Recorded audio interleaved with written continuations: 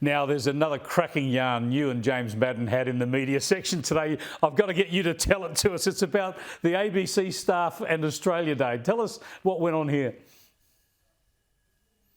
Well, who would have thought that staff at the ABC actually like taking Australia Day off and celebrating it like most Australians? So we've got this story today, Chris, where Senate estimates question on notice came back in their latest estimates hearing, and David Anderson, the ABC boss, was asked how many staff at the ABC who are entitled to having Australia Day off say, look, I don't feel it's culturally appropriate or it doesn't align with my views.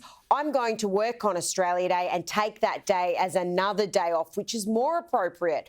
And the question on notice found that there's only 3 in the entire ABC, they've got 4,000 odd staff, that actually decided to take this stance, work through on Australia Day. Of course, there were many more there because they're on various agreements, but only 3 took this stance. So it's great to see people at the ABC, they love having Australia Day and celebrating it like many of us do. They love Australia Day. Only 3 of them took the day off out of about 4,500. They ought to bring the hottest 100 back to Australia Day then. Hey, just quickly before we let you go, Elon Musk has labelled the BBC as a government-funded broadcaster. A lot of people don't like that because they say it's funded by that individual licensing arrangement. But the ABC is not listed as a government-funded broadcaster yet. It should be, shouldn't it?